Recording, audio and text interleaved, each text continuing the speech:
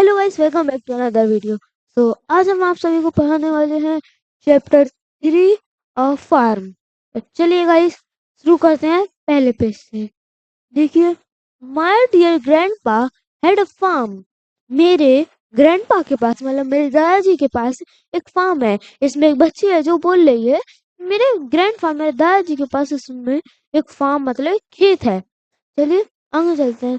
इसमें मैं बोलती E-I-E-I-O, या वो आगे आके पता चलता है। चलिए, and on the farm he had a cow. मतलब अब शायद से जितना हमें समझ में आया, काउ का मतलब जैसे कि काउ रहती है ना, या उसके मतलब अलग ही आवाज आती है, तो उसी की तरह and now that farm he had a cow. और उस जो फार्म में है, जो फार्म है उसमें काउ भी है, उसमें एक गाय भी है। ठीक है, फिर से भाई एक वॉइस को बोला गया है, E-I-O, ई मतलब E-I और E-I-O। ठीक है, फिर था माओ माओ हेयर, और उसमें माओ माओ भी है, ये जो गाय की आवाज होती है। ठीक है, उसके बाद फिर था माओ माओ देयर, और मतलब इधर भी है उधर भी है, हर तरफ माओ माओ ही है। ठीक है, उसके बाद है एवरीवेयर अ माओ माओ, और हर जगह माओ माओ मतलब वो गाएगी। ठीक है, my dear grandpa had a farm. फिर से विलन, मेरे ग्रैंडपा के पास एक फार्म है। E-I-E-I-O, my dear grandpa had a farm. इस अब हम इस वोकल्स को थोड़ा स्किप कर देते हैं। ठीक है, my dear grandpa had a farm, and on that farm he had a hen।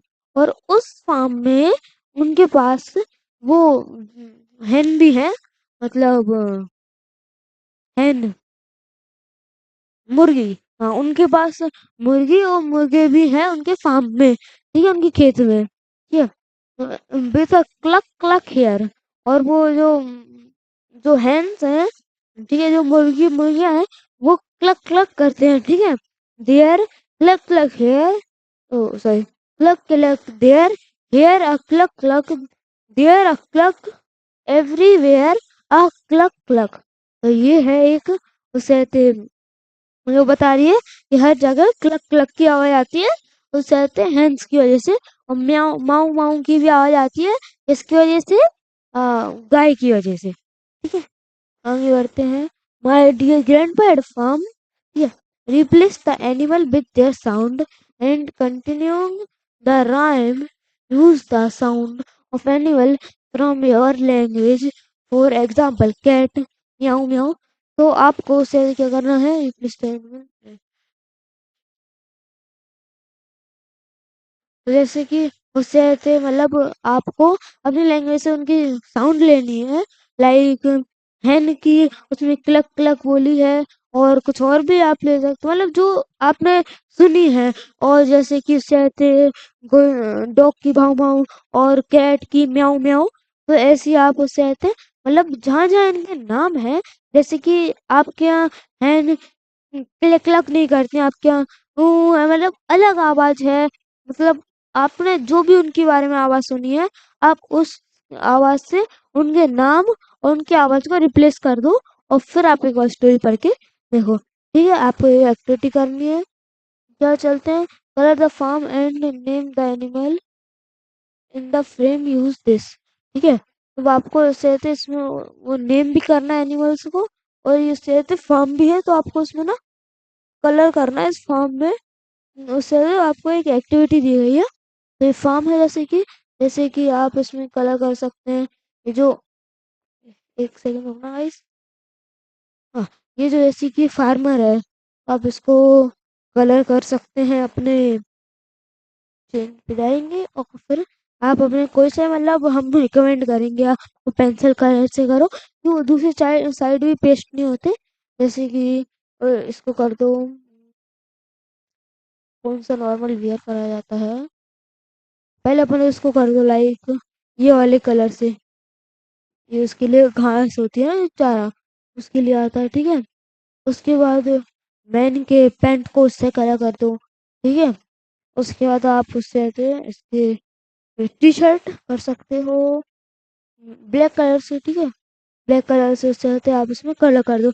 ऐसे आपको पूरे में कलर करना है। ठीक है, आगे चलते हैं।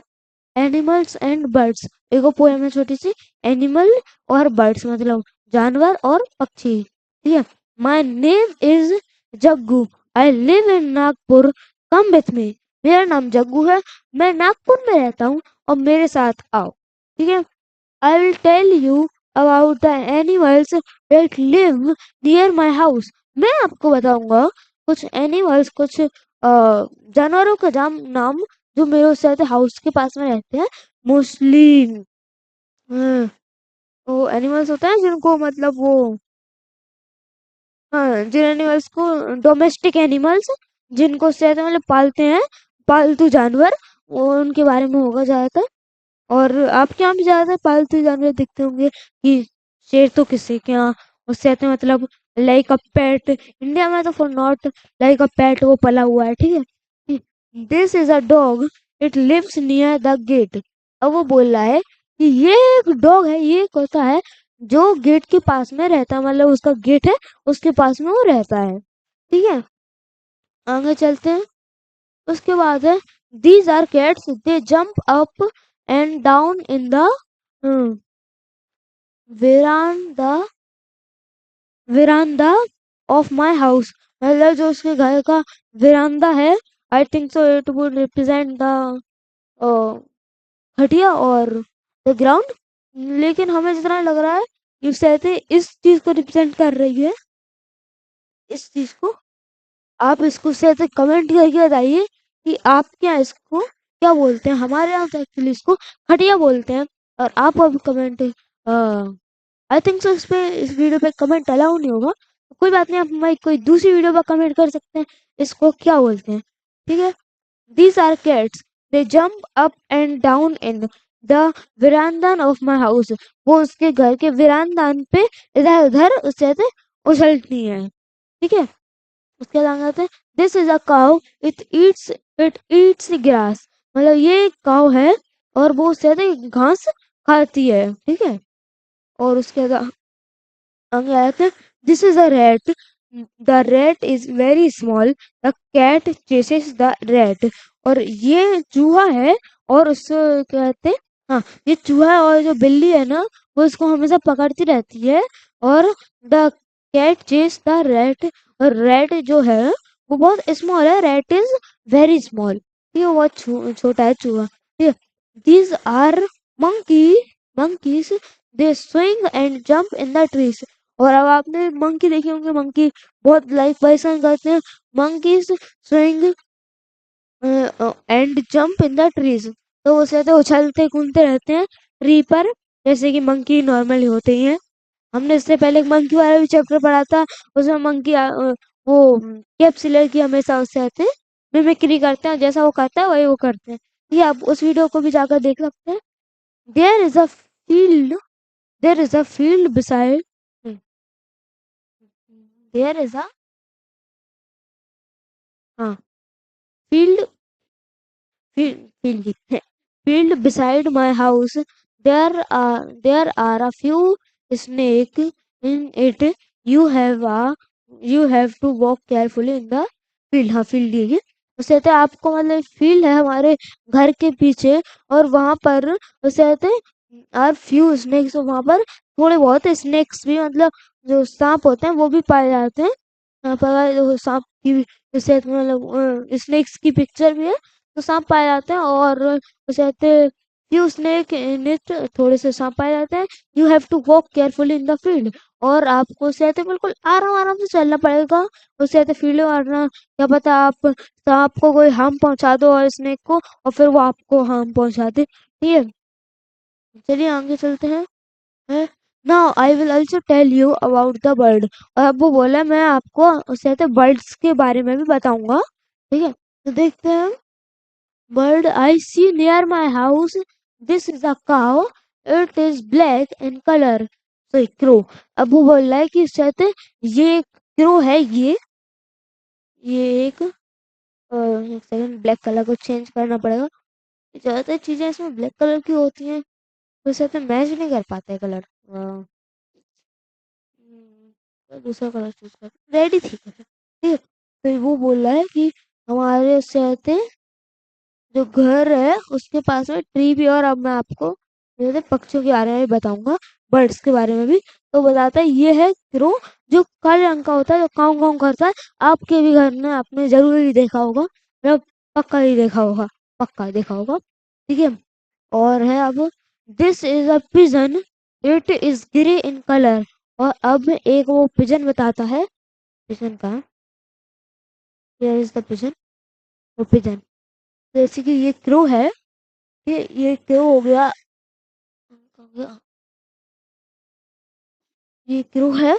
और अब वो बोला है कि उससे कहते हैं यहाँ पर पिजन्स भी हैं, इट, दिस इज पिजन। और ये अब पिजन है, ये आपको जो ये देख रही है, ये हम इन पे मार्क लगा देते हैं, ठीक है। ये वो बोला है, ये वो पिजन्स हैं। और उससे कहते लगता है यही गई है अकेला, ये लीला पे, हाँ, ये पिजन्स है और ये ग्रे कलर की होती है, ठीक है। This is a sparrow, it is a small bird. और इससे स्पैरो है ये, और ये उससे तो बोला गया कि जो स्पैरोस होती हैं वो उससे तो कौन से, हाँ, ये बहुत छोटी होती है स्पैरो, और मोस्टली ब्राउन कलर की होती है। और अब तो उसे ज्यादातर दिखती भी नहीं है स्पैरोस। पहले उससे तो मोस्टली कॉमन थी। अब मतलब जो सिटीज हैं जहाँ पर उसे तो बहुत लोग हैं, वहां पर वो ये बहुत कम दिखती हैं। वैसे आप कहीं और अपने आप विलेज में गए होगे, वहां पर आपको बहुत दिखती हैं स्पैरोस, सबसे ज्यादा दिखती हैं स्पैरोस, ठीक है। This is a parrot, it is green and has a red beak. अब वो बोलता है ये पैरेट है, तोता है, ये कुछ लोग इसको पालते भी हैं, ठीक है। और ये तोता है आपका, और हाँ, ये तोता है। और इसको लोग पालते भी होंगे ज्यादातर, उससे ऐसे मतलब उनके एक्सीडेंट टाइप हो जाता है और फिर उससे ऐसे घायल हो जाते हैं, तो लोग उनकी केयर करते हैं। हमने भी बहुत सारे पेरेंट्स की केयर करी और फिर उनको फ्री कर दिया है, ठीक है। उसके बाद हम आ जाते हैं यहाँ पर, ये this is a peacock, it has many colour, I love animals and birds. और उससे तब वो बोलता है कि ये बड़ी सी पिकॉक है, पिकॉक भी एक बर्ड होती है, तो नेशनल बर्ड ऑफ उससे तो इंडिया, हाँ, नेशनल बर्ड ऑफ इंडिया है पिकॉक। तो पिकॉक भी एक बर्ड है। और ये वो इसमें बहुत कलर्स होते हैं, ब्लू होता है, इसके विंग्स में ग्रीन होते हैं, और ऐसे बहुत सारे कलर होते हैं। जब उससे मतलब ये नाचती है, जब ये पूरे से पंखों को ऐसे ऐसे कर लेती है, तो ना बहुत ब्यूटीफुल लगती है ये पीकॉक, ठीक है। और चलिए, यहाँ पर पूरे मतलब नए शब्द हैं, जैसे कि चलिए इनको पढ़ लेते हैं। विरांदा, जो जो मतलब आप बोलते हैं उसको, विरांदा को। Cow, rat, sparrow, crow, pigeon, snake, field, fields, peacock और बीक। हाँ, वो बोला था किड, क्या है कि जो ये है ना पैरेट, पैरेट का क्या है कि ये है ग्रीन, बट इसकी जो ये है ना बीक, मतलब इसकी जो चोंच है ना, इससे वो खाना वाना खाता है और इससे सांस लेता है, नील करता है, उससे तो वो एकदम रेड कलर की होती है, एकदम रेड। आपने भी पैरेट तो पास से देखे होंगे, तो दूर से भी, तो उनमें ग्रीन और रेड कलर होता है, और वो अच्छा लगता है, ठीक है। और उससे तो आगे चलते हैं अब। Do you know that the some animals live in the jungle, look at the picture and say the name. अब आपको देखना है, वो बोलना है कि आपको पता है कि कुछ एनिमल्स उससे ऐसे जंगल में भी रहते हैं, और अब आपको उनकी पिक्चर्स देखकर उनका नाम बोलना है, ठीक है। जैसे कि पहला उससे आ जाता है एनिमल टाइगर, जो जंगल में ही रहता है, ठीक है। लॉयन और एलिफेंट, एलिफेंट तो मतलब एक ऐसा एनिमल है, हाँ, जो जंगल में रहता है, लेकिन उसे तो वो अगर अपने इंसानों के पास भी होता है तो ज्यादा हार्म नहीं पहुंचाता। लेकिन टाइगर और जो लॉयन होते हैं, वो आपको बहुत ज्यादा मतलब वो लोगों को बहुत ज्यादा हार्म पहुंचाते ही हैं, ठीक है। लोगों को बहुत ज्यादा हार्म पहुंचाते हैं टाइगर एंड लॉयन। बहुत कम है जो शायद से वो मतलब पहुंचाते नहीं है, लाइक सर्कस में होते हैं, ठीक है, वो ट्रेंड होते हैं तो वो पहुंचाते नहीं है, लेकिन mostly of the tiger and lion हम पहुंचाते हैं, ठीक है।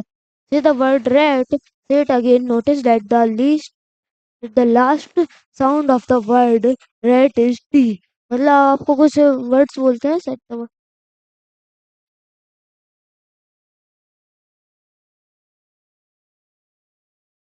अच्छा मतलब आपको बोला गया है आप रेड वर्ड कहो और उससे तो नोटिस करो कि उसके लास्ट में टा बोला जा रहा है, TRAT से तो मतलब प्रोनाउंस किया जा रहा है। और अब आपको बोलने के लिए दिया गया है ये वर्ड्स बोलो। कैप, जैम, पेन और bell. What is the last sound that you hear in each word given above. अब आपको बताना है कि इनमें से उससे तो मतलब लास्ट साउंड इसमें क्या था, बिना देखे उसे आपको बताना है इसमें लास्ट जो साउंड है वो क्या था। जैसे कि कैप में था P, जेम में था M, और पेन में था N और बेल में था L। ठीक है, ऐसा आपको बताना है। आप चलते हैं। हाँ, talking in pairs, child one. अब अपन लोग पेयर्स में बात करेंगे तो चाइल्ड वन कहता है what is the colour of a parrot. अब पैरेट है और अब दूसरा चाइल्ड बोलता है द पैरेट इज। अब आपको इसमें उसका कलर लिखना है, जैसे कि उसका कलर होता है ग्रीन, ये उसका कलर होता है green. What is the colour of a crow is BLA, अरे BLACK, ब्लैक। ठीक है, एक क्राउ होता है ब्लैक कलर का। अब चलिए आगे चलते हैं, आप इसको लिख सकते हैं। तो बहुत कॉमन चीज है जो उससे तो आपने देखी होगी। ठीक है, what is the colour of a rate is mostly means red का कुछ कलर नहीं होता। आप अपने टीचर से भी पूछ सकते हैं। रेड वाइट कलर के भी होते हैं, grey colour, but most of the time grey colour.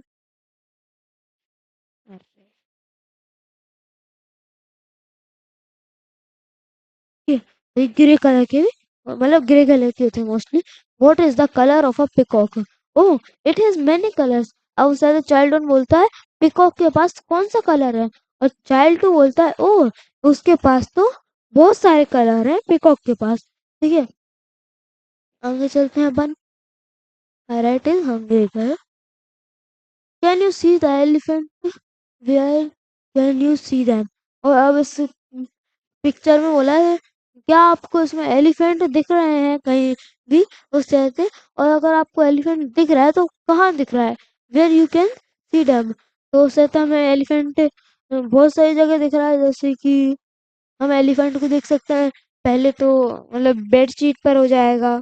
ठीक है, बेड शीट पर आ गया एक एलिफेंट। ठीक है, उसके बाद अपन लोग इसको एलिफेंट को हाँ पिल्लो के ऊपर देख सकते हैं। ठीक है, उसके बाद अपन लोग एलिफेंट को बैक के ऊपर देख सकते हैं। उसके बाद एलिफेंट की एक क्लॉक है। उसके बाद सबसे बड़ी चीज, एलिफेंट खुद ही विंडो में दिख रहा है, द रियल एलिफेंट। ठीक है, तो ये है। और इसमें आई थिंक सो नीचे भी था एक एलिफेंट, और नहीं इतना ही है। तो एक बेडशीट पर कितनी जगह आपको एलिफेंट दिख रहा है ये पूछा गया है। तो one is bedsheet, second is plough, third is clock, and fourth is bag, and fourth is bag, fifth is scenery drawing, and sixth is in the मतलब outside the window। ठीक है, तो इसका आंसर होगा। चलिए आगे चलते हैं। तो आगे जाने है तो कुछ तो आगे नहीं जा सकते क्योंकि चैप्टर यहीं पर होता है, आपका चैप्टर खत्म। तो चलिए ये चैप्टर आपको मिलते हैं अगले चैप्टर या वीडियो में, तब तक के लिए बाय बाय।